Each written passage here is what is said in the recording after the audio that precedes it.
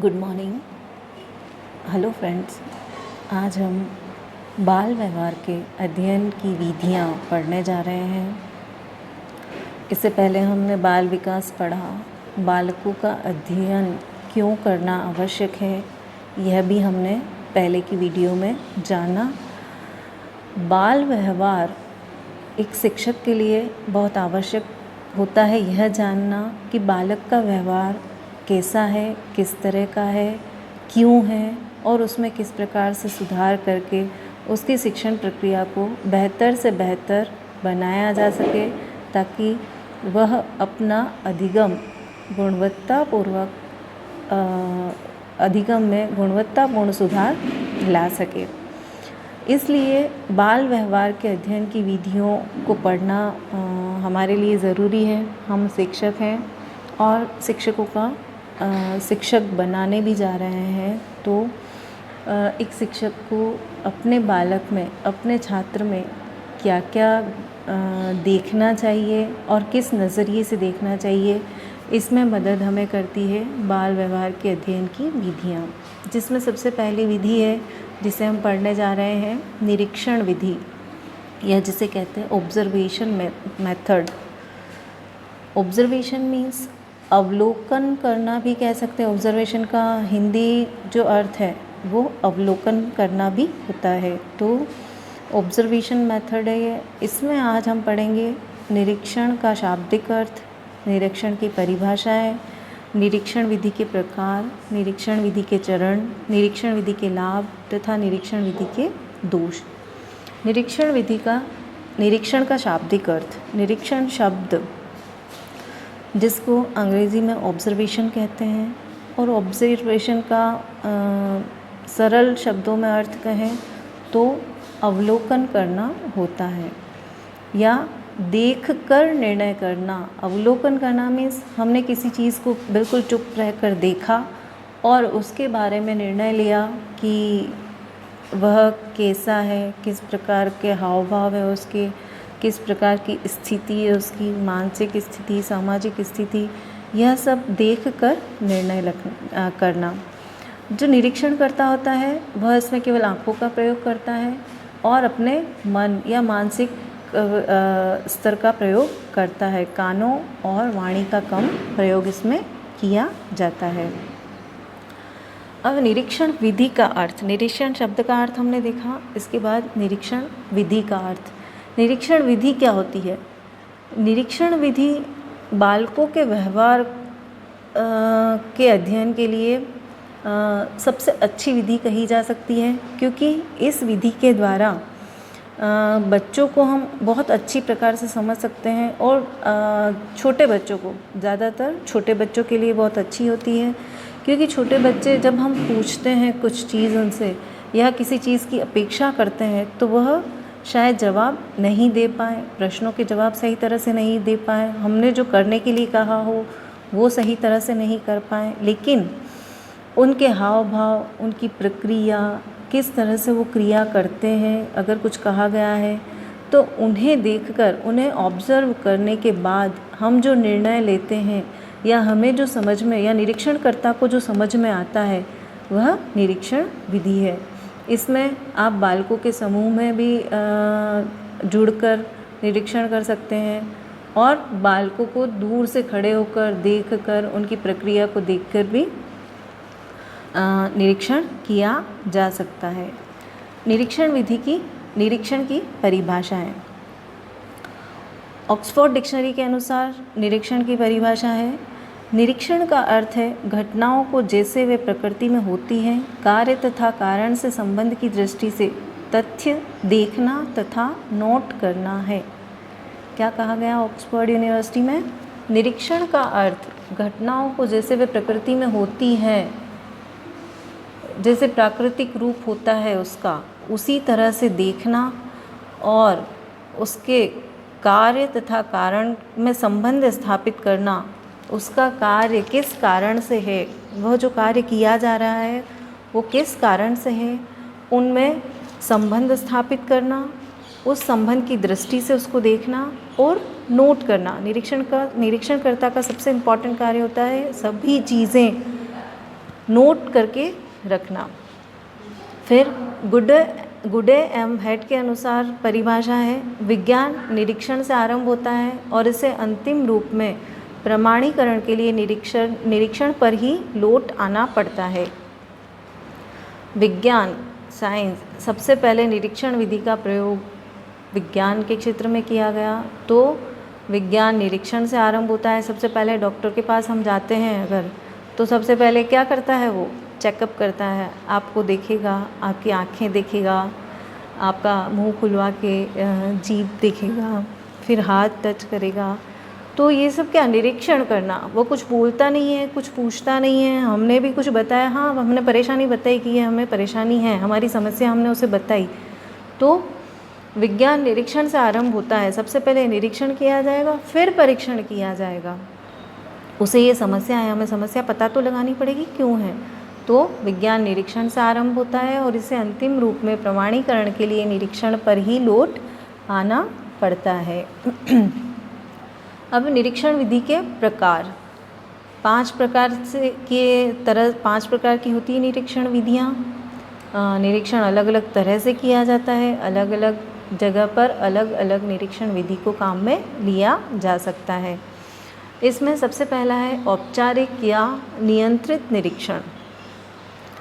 औपचारिक means formal और नियंत्रित मीन्स बंधा हुआ, मतलब किसी भी स्थिति में, बंधन में जो प्रक्रिया है वो नियंत्रित कहलाती है। नियंत्रण किया हुआ है उसने, उस पर हमने निरीक्षणकर्ता ने। तो औपचारिक जो होती है, फॉर्मल चीज़ होती है, वो सभी को पता होती है पहले से, इस प्रकार से की जाएगी, उसकी योजना बनानी होती है हमें, उसका टाइम फिक्स होता है।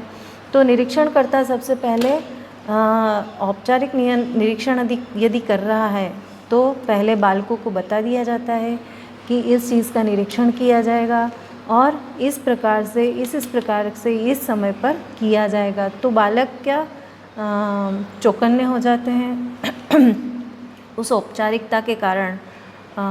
हम कभी जैसे फॉर्मली कहीं जाते हैं कि जाना है, तो हम बहुत औपचारिकता निभाते हैं, जिस प्रकार भी, तो इस प्रकार बालक भी होता है, तो वह उन परिस्थितियों में औपचारिकता का निर्वहन करता है।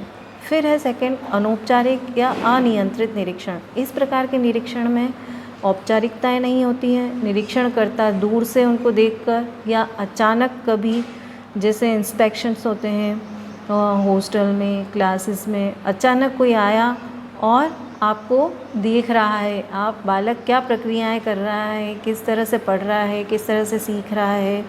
जैसे प्रिंसिपल्स होते हैं, राउंड पे होते हैं क्लास में, क्लास चल रही है और टीचर पढ़ा रहे हैं, तो अचानक उन्होंने सोचा कि मैं निरीक्षण करके आता हूँ, क्लासेस देख के आता हूँ, क्या हो रहा है, क्या नहीं हो रहा है, कौन किस प्रकार से पढ़ा रहा है और कौन कितना अधिगम कर रहा है, बच्चे किस तरह से बैठे हैं, अनुशासन में है, नहीं है।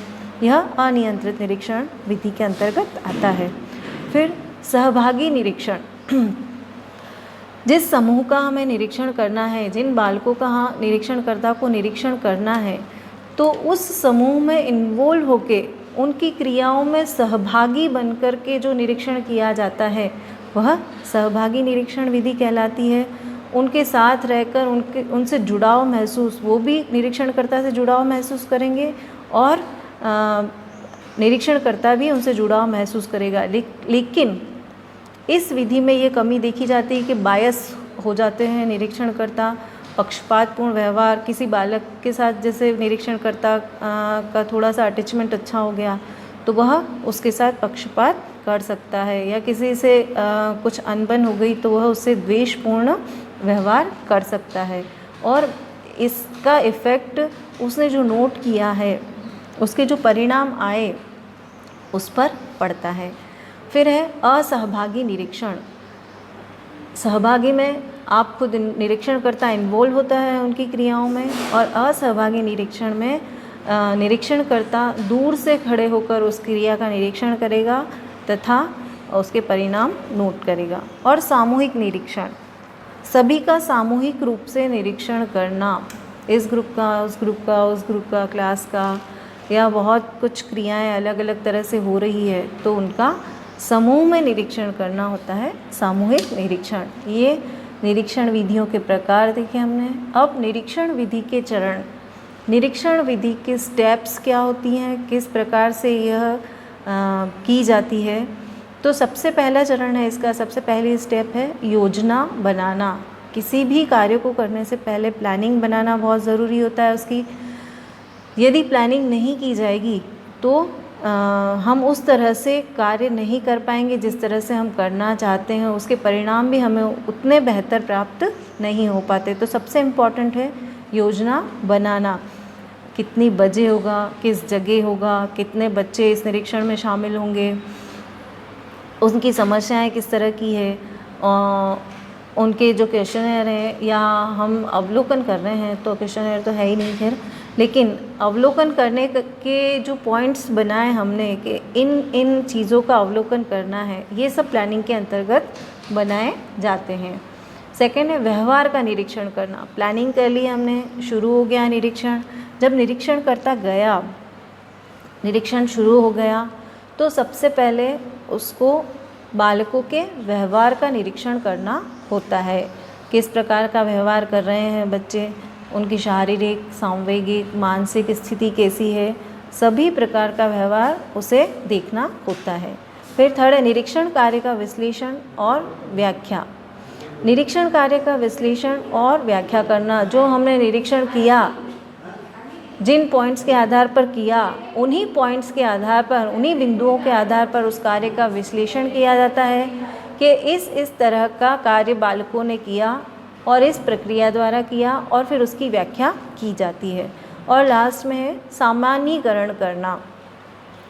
जिस समस्या को लेकर हमने निरीक्षण किया या जिस बिंदुओं को लेकर हमने निरीक्षण किया, उनका सामान्यीकरण करना कि इसके बाद इसमें सुधार किस प्रकार से किया जा सकता है। बालकों के व्यवहार में अगर सुधार अपेक्षित है तो वह इन बिंदुओं के द्वारा सुधार किया जा सकता है।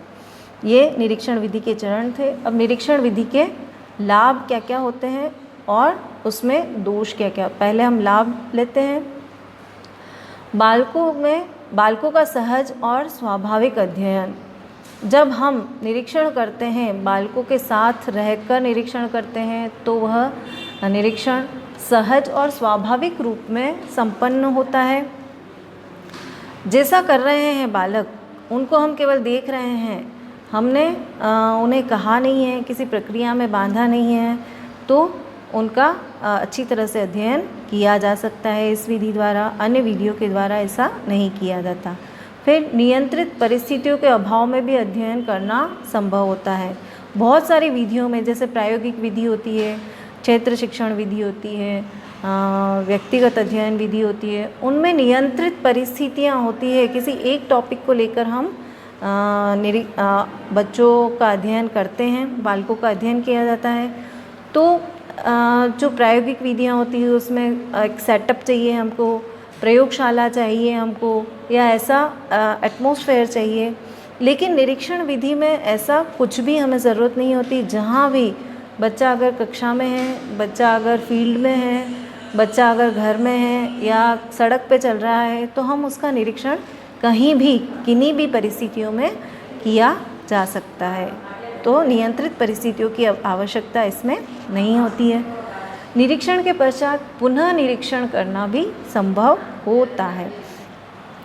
एक बार हमने निरीक्षण किया किसी समूह का, किसी बालक का या किसी भी प्रक्रिया का, तो निरीक्षण हमने किया और जो हमें परिणाम प्राप्त हुए, अगर उन परिणामों को हमें रीचेक करने की आवश्यकता है कि हमारे परिणाम सही हैं या नहीं है, तो उन परिस्थितियों का उन्हीं बालकों पर पुनः निरीक्षण भी किया जा सकता है। और फिर सीमित संसाधनों द्वारा भी अध्ययन संभव।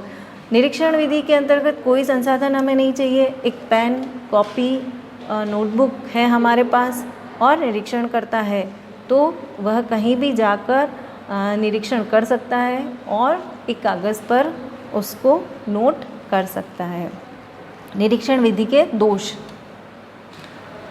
निरीक्षण विधि के कुछ दोष भी हैं लाभ के साथ साथ। दोष उसमें ये दिखाई देता है कि प्रशिक्षित निरीक्षक हमें हमेशा नहीं मिल पाते हैं। जब विद्यालय में भी हमें बालकों का अध्ययन करना होता है तो उन निरीक्षकों को निरीक्षण तो करते हैं, लेकिन उन निरीक्षण को वैसा प्रशिक्षण प्राप्त नहीं होता है। इसके अभाव में उतना औचित्यपूर्ण निरीक्षण उसे नहीं कहा जा सकता और उसके परिणाम भी उतने उचित नहीं मिल पाते हैं। आत्मनिष्ठा संबंधी दोष, अब जैसा कि हमने कहा था कि जैसे हम सामूहिक जो सहभागी निरीक्षण जब करते हैं तो हम उस ग्रुप के साथ, उस कक्षा के साथ, उस बालक के साथ, उन बालकों के साथ थोड़ा आत्मीयता का व्यवहार करना शुरू कर देते हैं। तो हम किसी बालक के साथ द्वेष करना प्रारंभ कर देते हैं, किसी से थोड़ी घनिष्ठता हो जाती है तो हम बायस हो जाते हैं। तो ये आत्मनिष्ठा संबंधी दोष इसमें देखा जा सकता है। विश्वसनीयता एवं यथार्थता का अभाव, निरीक्षणकर्ता के ऊपर निर्भर होता है कि वह उस निरीक्षण विधि का परिणाम क्या दे, उस निरीक्षण कार्य का परिणाम क्या दे। तो उसकी विश्वसनीयता और यथार्थता या वैधता नापी नहीं जाती है, नापी नहीं जा सकती। ये विश्वसनीय है या नहीं है ये किसी भी तौर पर कहा नहीं जा सकता। और पक्षपात एवं द्वेषपूर्ण दृष्टि, जैसा कि हमने पहले देखा। और फिर बालक के संपूर्ण व्यवहार व व्यक्तित्व का अध्ययन संभव इसमें नहीं हो पाता है। इस विधि द्वारा बालक के सभी व्यवहारों का एक साथ या संपूर्ण व्यवहार का, व्यक्तित्व का अध्ययन एक साथ नहीं किया जा सकता है। कुछ कुछ प्रक्रियाओं का, कुछ कुछ पाठ का अलग अलग रूप से अध्ययन इसमें किया जा सकता है, छोटे छोटे रूप में। तो आज हमने निरीक्षण विधि को विस्तार से पढ़ा। इसके बाद हम निष्कर्ष के रूप में कह सकते हैं कि निरीक्षण विधि का उपयोग बालकों के लिए, कक्षा के लिए ठीक है, लेकिन इसमें विश्वसनीयता तथा वैधता नहीं आ पाती है। तो उसके जो परिणाम निकले हैं वो विश्वसनीय नहीं कहे जा सकते हैं। उनको अप्लाई किया जा सकता है, उनमें सुधार किया जा सकता है बालकों में, लेकिन इतनी अच्छी तरह से नहीं। लेकिन अगर प्रशिक्षित निरीक्षक है, प्रशिक्षण प्राप्त किया हुआ निरीक्षक यदि है, तो वह अपनी लगन और निष्ठा से विश्वसनीय परिणाम भी दे सकता है। Thank you.